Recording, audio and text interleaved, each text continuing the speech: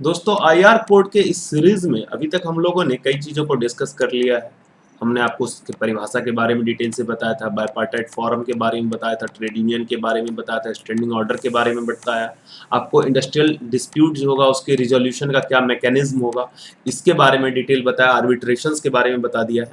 आज हम लोग चैप्टर 8 डिस्कस करेंगे और ये जो चैप्टर 8 है वो संबंधित है आपका किससे? स्ट्राइक एंड लॉकआउट से, यानी हड़ताल और तालाबंदी से। तो हम लोग आज जानते हैं हड़ताल और तालाबंदी के संबंध में सरकार ने नए जो आईआर कोड है उसमें क्या प्रावधान बनाए हैं, क्या पुराने से वो कुछ अंतर है या वैसा ही है। तो इसका सेक्शन 62 आप देखिए। सेक्शन 62 कहता है provision of strike and lockout, यानी हड़ताल और तालाबंदी पर जो है सो प्रतिषेध। अब किन शर्तों के साथ प्रतिषेध रखा गया है? तो कह रहा है कि no person employed in an industrial establishment shall go on strike, वो स्ट्राइक पर नहीं जा सकता है इन ब्रीच ऑफ कॉन्ट्रैक्ट। पहला पॉइंट। कब? Without giving to the employer notice of strike as hereinafter provided within 60 days before striking. जैसे मान लीजिए कि सपोज कीजिए उसको 1 जून से स्ट्राइक पर जाना था, 1 जून 2021 से, तो 60 दिन के भीतर उसको नोटिस देना है। यानी कि 1 जून की अगर हम बात करें तो मई और अप्रैल, यानी 1 अप्रैल से लेकर के और 1 जून के पहले उसको नोटिस देना है।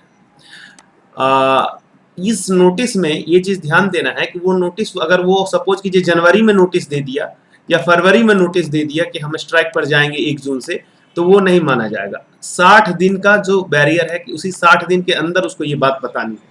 लेकिन उसमें दूसरी बात फिर जुड़ी हुई है कि with in 14 days from the giving such notice, क्योंकि ये दोनों बात एक साथ पढ़ने पे कई लोग कंफ्यूज करते हैं कि 60 दिन लिखा है, यहाँ फिर 14 दिन लिखा है।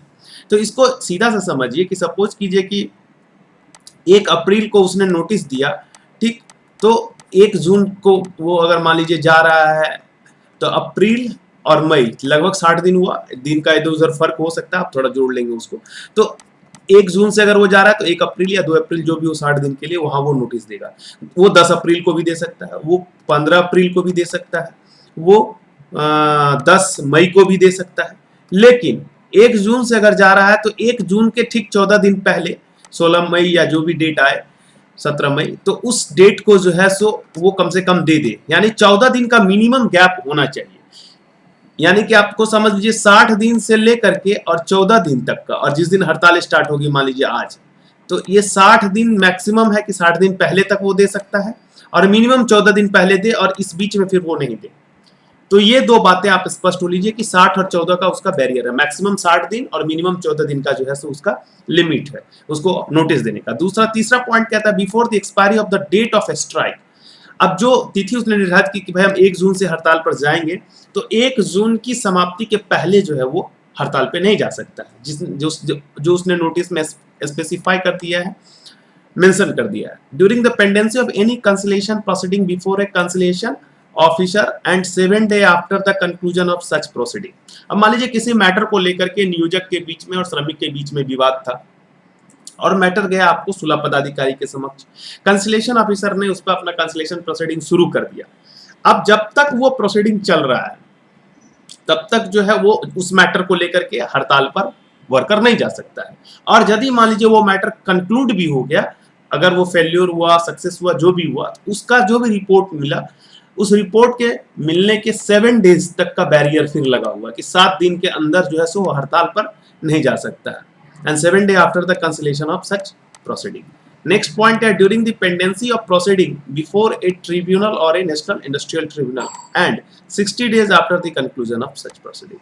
यहाँ cancellation officer के पास जैसे proceeding था तो आप नहीं जा सकते हैं हड़ताल में, उसी तरह से लेबर कोड तो अब मैंने आपको पहले भी बता दिया इस कोड में समाप्त हो चुका है। तो ट्रिब्यूनल और नेशनल इंडस्ट्रियल ट्रिब्यूनल जो बचे उनके पास भी अगर कोई मैटर पेंडिंग में है तो वर्कर जो है सो हड़ताल पे नहीं जा सकता है या एम्प्लॉयर तालाबंदी नहीं कर सकता। आगे के प्रोविजन में हम लोग जानेंगे। और अगर उसने कोई डिसीजन दे दिया है तो 60 दिन का यहाँ पर उसको जो है सो टाइम बार्ड लग गया कि डिसीजन देने के 60 दिन के भीतर फिर से उस मैटर को लेकर आप हड़ताल नहीं कर सकते। यहाँ पे 7 दिन का था कंसलेशन ऑफिसर को, यहाँ 60 डेज का है ट्रिब्यूनल्स और नेशनल इंडस्ट्रियल ट्रिब्यूनल्स को। During the pendency of arbitration, अब आर्बिट्रेशन मैंने पहले आपको बताया है आर्बिट्रेशन के बारे में इस कोर्ट में। तो आर्बिट्रेशन प्रोसीडिंग अगर पेंडिंग है किसी आर्बिट्रेटर के पास विवाचक के समक्ष, तो विवाचक के समक्ष यदि आपको पेंडिंग है विवाचन, तो वहां पर भी आप जो है नहीं ले सकते हैं हड़ताल वगैरह का सहारा। और 60 day after the conclusion of such proceeding, जो पावर यहाँ पे ट्रिब्यूनल्स को दिया वही आर्बिट्रेटर को भी है कि अगर वो 60 दिन जो भी निर्णय दिया आर्बिट्रेटर ने उसके 60 दिन के भीतर आप जो है फिर उस विषय को लेकर हड़ताल पर नहीं जा सकते। और लास्ट पॉइंट कहता है during the period in which settlement और award is in operation in respect of any of matter covered by the settlement और अवार्ड। अब मान लीजिए मजदूरी की दर को लेकर के उनका जो है आपस में विवाद हुआ और कोर्ट में मैटर किया, ट्रिब्यूनल्स ने जो है उस पर निर्णय दिया और कुछ एक निर्णय के बाद जो है नियोजक उसका अनुपालन कर रहा है। तो अब उस मैटर को लेकर अब वो कितने दिन तक अवार्ड इंप्लीमेंटेड रहेगा, तो इसमें तो एक्ट ने खुद भी प्रोविजन कर रखा है कि अवार्ड कितने दिन तक इंप्लीमेंट होगा। इस सब के बारे में पिछले वीडियो में बताया हूं, आप वहां जाकर के डिटेल इसका देखेंगे। अगर उसमें और या फिर कोई तारीख अगर मेंशन किया गया है आपसी सहमति से, तो उस तारीख तक अगर वो ऑपरेशनल है अवार्ड, ये तो वो पंचायत यदि उसका ऑपरेशनल है तो उस अवधि के दौरान उस विषय को लेकर के हड़ताल नहीं कर सकते। तो सीधी सी बात हो गई, सारे बातों को आप सीधा सीधा समझ लीजिए कि जिस दिन हड़ताल करना है उससे 60 दिन पहले और उस दिन के बीच में आप नोटिस दे सकते हैं, 60 दिन से ज्यादा पहले नहीं दे सकते हैं। 14 दिन मिनिमम पहले देना होगा, 14 दिन के अंदर देंगे तो फिर बात नहीं बनेगी। जिस दिन के लिए आप हड़ताल की तिथि निर्धारित किए हैं उस दिन को से पहले आप हड़ताल नहीं कर सकते हैं। ट्रिब्यूनल के पास, कंसलेशन अफसर के पास, आर्बिट्रेटर के पास पेंडिंग है तो आप हड़ताल नहीं कर सकते हैं। कंसलेशन अफसर डिसीजन दे दिया तो 7 दिन तक फिर टाइम बार्ड लग गया, आप हड़ताल 7 दिन तक नहीं कर सकते। उसके बाद उस विषय को लेकर के आप जा सकते हैं अपने यूनियन के पास हड़ताल वगैरह के लिए। और अगर वो आर्बिट्रेटर या ट्रिब्यूनल्स के पास है, नेशनल इंडस्ट्रियल ट्रिब्यूनल के पास है और वहां से डिसीजन आ गया है तो फिर उसके 60 डेज तक आप हड़ताल नहीं कर सकते उस मैटर को लेकर के। या फिर अगर कोई अवार्ड जो ट्रिब्यूनल ने दे दिया वो अवार्ड जब तक ऑपरेशनल है तो आप हड़ताल नहीं कर सकते हैं। ये पॉइंट्स आप याद कर लिए। सेम पॉइंट आपको तालाबंदी में भी देखने को लॉकआउट में मिलेगा। तो यहाँ पे क्या कहता है, no employer of an industrial establishment shall lockout any of his worker. कब नहीं कर सकता है, तो यही बातें हैं कि नोटिस जो है लॉकआउट का देना होगा within 60 day before locking out. जो बातें ऊपर मैंने बताई सेम पॉइंट है। 14 डे कम से कम पहले नोटिस देना होगा, तो यहाँ भी 60 से लेकर 14 दिन का जो है पीरियड हो गया, 60 दिन पहले से लेकर 14 दिन पहले तक के बीच में उसको देना होगा। जिस दिन का डेट उसने दिया लॉकआउट का उसके पहले वो नहीं लॉकआउट कर सकता है। यदि वो पेंडेंसी है कंसलेशन अफसर के पास तो नहीं कर सकता है, या निर्णय आ गया तो 7 डेज बाद तक नहीं कर सकता है। अगर वो ट्रिब्यूनल या नेशनल इंडस्ट्रियल ट्रिब्यूनल के पास है तो नहीं कर सकता है, या निर्णय आ गया तो 60 दिन बाद तक नहीं कर सकता। आर्बिट्रेटर के पास पेंडिंग है तो नहीं कर सकता है, या निर्णय आ गया तो 60 डेज के बाद तक वो उस पर नहीं कर सकता है तालाबंदी उस विषय को लेकर के। या यदि कोई अवार्ड या सेटलमेंट जो है ऑपरेशन में है तो फिर जब तक वो ऑपरेशनल है यानी जब तक वो प्रभावी है तब तक वो उस विषय को लेकर के तालाबंदी नहीं कर सकता है। क्लियर। तो इसका सबसेक्शन 3 है, वो कहता है कि यदि पहले से कहीं हड़ताल या तालाबंदी विद्यमान है तो उस स्थिति में स्ट्राइक या लॉकआउट का नोटिस देना जो है नेसेसरी नहीं होगा। और अगर नियोजक ने उस हड़ताल या तालाबंदी के संबंध में जो संबंधित पदाधिकारी है उसको सूचना दे दी हुई है तो वहां पर नोटिस देना नेसेसरी नहीं, यानी यदि पहले से वो चल रहा है तो उसको नोटिस देने की जरूरत नहीं है। सबसेक्शन 4 और सबसेक्शन 5 कहता है कि रूल में उन तरीकों को वर्णित किया जाएगा, भेद किया जाएगा एज में बी प्रिस्क्राइब, कि किस तरीके से नोटिस देना है, किस पर्सन को देना है, नहीं देना, या लॉकआउट का या स्ट्राइक का, दोनों का।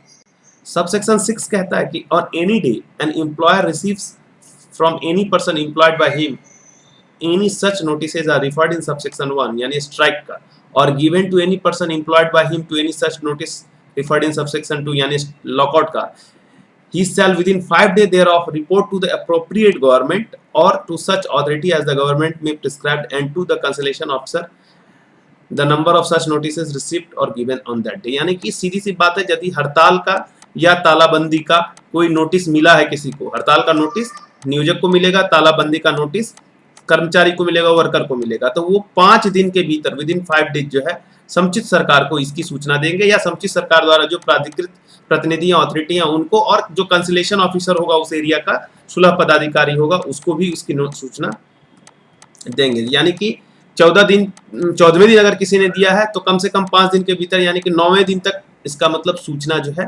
कंसलेशन ऑफिसर के पास आ जाएगी। उद्देश्य ये है कि कंसलेशन ऑफिसर तुरंत इस पे स्टेप ले और वो फिर कंसलेशन के लिए बुलाए लोगों को, उसके बाद जो है सो उनको जो है सो प्रयास करे कि आपस में वो सेटलमेंट कर लें और हड़ताल की नौबत न आए।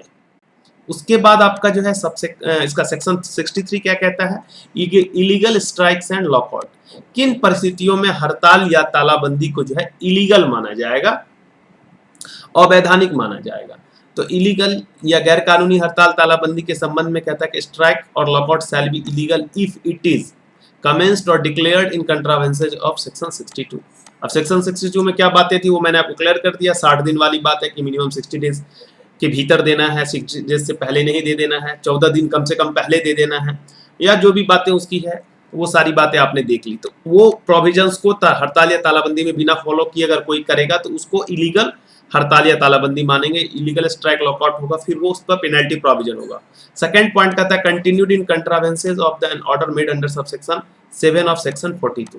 अब मान लीजिए कोई ऑर्डर मिला आपको सेक्शन 42 सबसेक्शन 7 के तहत, तो फिर सेक्शन 42 सबसेक्शन 7 क्या है, तो जो वॉलंटरी रेफरेंस किया जाता था आर्बिट्रेशन के लिए, तो वॉलंटरी रेफरेंस के दिन से जो है अप्रोप्रिएट गवर्नमेंट स्ट्राइक और लॉकआउट पर रोक लगा सकती है। यानी कि स्वैच्छिक विवाचन के लिए जो आपने निर्देशित किया विवाद को सरकार ने, तो सरकार उसके बाद इस पर स्ट्राइक और लॉकआउट पर रोक लगा सकती है। तो अगर उस तरह से सरकार ने रोक लगा दिया है और उसके बाद यदि कोई लॉकआउट या स्ट्राइक में जाता है तो वो फिर इलीगल लॉकआउट या इलीगल स्ट्राइक माना जाएगा।